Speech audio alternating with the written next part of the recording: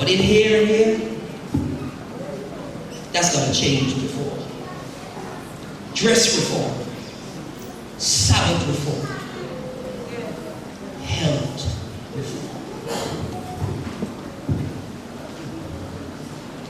God's people are physically sick. They are spiritually sick. We have never had a group of people so sick. Why? Because we have disobeyed the counsels of God. We have done things our own way. What's wrong with us? There is no other group of people that has the potential to be more powerful than any other army on earth like you. You got the sanctuary message. No other people have that. When Ezekiel was about to die, he cried out, and God turned back the sun 15 degrees. And the pagans and Gentiles who observed moons and stars and all those foolishness, they saw it, they said, we don't understand this. They said, you know what, we got to go over Israel. Because this is where the fountain of knowledge is. But what have you done with it? You've buried it. So now when people sick, all you can tell them, go take 2 Panadol. That's an embarrassment. We are an embarrassment. And then that same person turns to the Rasta man. He says, here's what you do. You got to take a busy, because within the busy lies this and that. You got to boil it, let it steep for 15 minutes. You're an embarrassment. We are embarrassment. And then, poor young man can't even find a godly woman. What a sad day.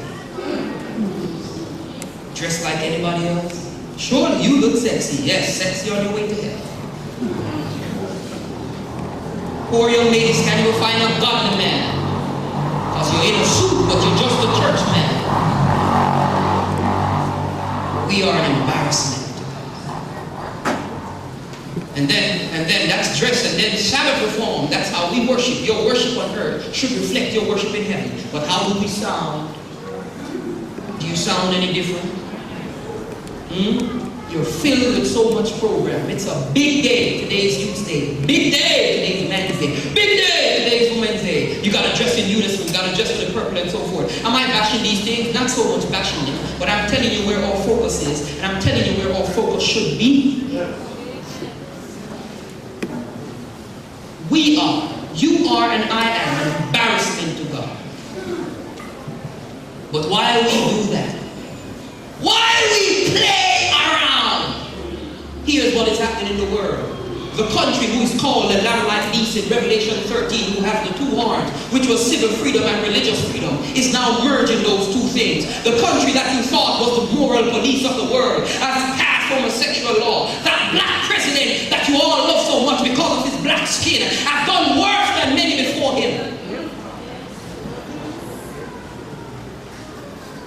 Here's what is happening. The place you once thought was heaven, the great America, has become hell. Here's what is happening. If you think you've seen anything, you've not seen nothing. One more thing is left, and that's the Sunday law. There are twin institutions in Eden. Marriage, the Sabbath. Marriage, family life, Sabbath worship. America has destroyed marriage, family life, totally. I seen something on Facebook. A doctor collects a baby from the womb. The baby is born. The mother says, what is it? The doctor says, we'll have to wait for it to decide. Isn't that a reflection of the time? Because of course what God has made, your sexual genital, doesn't decide what you are, but you decide who you are, and an embarrassment. Can I tell you something about science? You can change down there, change here, but your thing will still be XX. That's a woman. It will still be XY, man. Now we are confused about who uses what bathroom. Embarrassment. Now you want to talk about homosexual Adventists? Sick! But what are you doing, Israel? What are you doing? The Assyrian army is at the wall.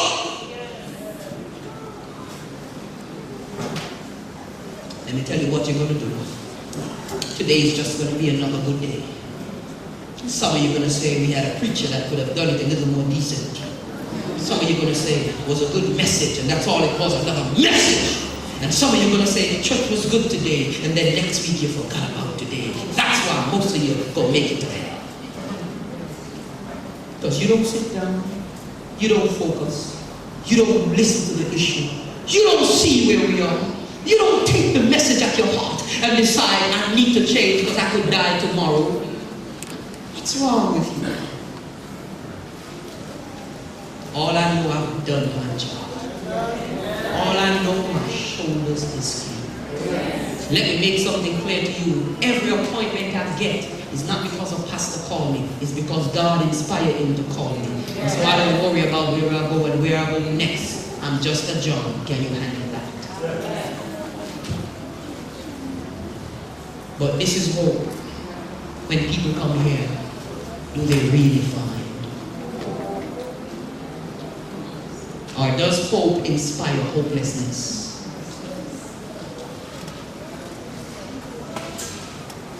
Who will pray for the remnant? As I close, there was a ruler called Alexander the Great. Alexander the Great ruled the ancient world. One day, a soldier was court-martialed for a number of crimes he had done. And Alexander stood at the judgment bar, and the soldier was court-martialed, and he came right before him. And Alexander said, "Soldier, you have been found guilty for a number of crimes you have done." And Alexander said to the soldier, "Soldier, you will be sentenced to 10 years in prison." As the soldier was turned around and he was being court-martialed to his cell, Alexander the Great said, "Soldier, stop!" Alexander the Great said, "Soldier, tell me, what is your name?" And the soldier said, "Alexander." Alexander said, "Soldier, do not play. I will take your head off. Tell me, what is your name?" And the soldier said, "Sir, my name is Alexander." Alexander the Great said, "I make a decree today. Before you leave my courts, you're going to change your name or change your life. What is my name this morning? I'm Seventh-day Adventist, but I drink coffee." Well, before you leave this court this morning, you're going to change your name or change your life. What's my name? Seventh-day Adventist, Jesus, but I sit at the front because I don't talk to the sister at the back. Well, before you get out of this church, you better change your name or change your life. What's your name? Seventh-day Adventist Christian, Jesus. But you see that preacher up there? Made me very uncomfortable today. I don't like that preacher up there. Well, before you leave this court, you have to change your name or change your life. What's my name? Seventh-day Adventist Christian, Jesus. But I don't too like this dress reform thing. It covers too much of my legs and I gotta show a little, to get a little. Well, change your life or change your name. What's your name?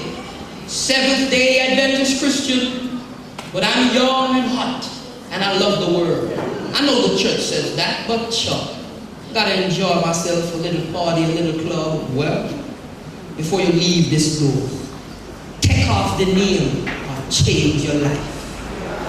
What's your name? Seventh-day Adventist Christian. But sometimes my wife gets on my nerve and I give her 2 punch. Well, you have to change your life or change your name. What's your name? Seventh-day Adventist Christian. I'm married to him, but you know, I'm so sly. I cheat on him now and then. He doesn't even know. Change your life. Change your name. What's your name? Seventh-day Adventist. I preach, but I don't live what I preach. Oh, really? When you're going to change your life or change your name? Why, preacher? Why do I need to do that? Let me tell you why. Because if you keep that name that God gave to his people and live contrary, your judgment's going to be tenfold.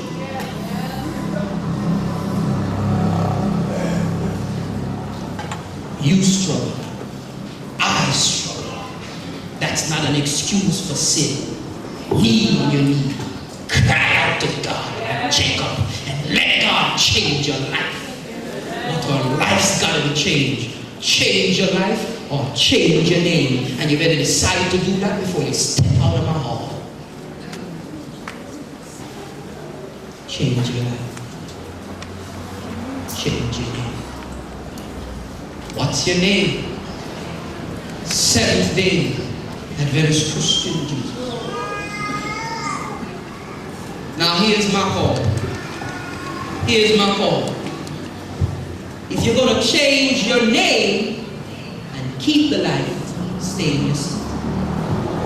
If you're going to change your name but keep your dirty life, stay in your seat. But if you want to change your life, keep that precious name. This call is for you. Whether you are in the church or out the church, today we're going to pray. And now we know what we're praying for. We know what we need to cry out for. Do not waste space up here. Here's the call. If you're going to keep your life and change the name, stay in your seat. And don't get up because people watching you. God don't read your heart. But if you want to change that messed up life and you want to keep that precious name, seventh day, finish Jesus. And as I do this little chorus, if that's you, then you ought to come and stand.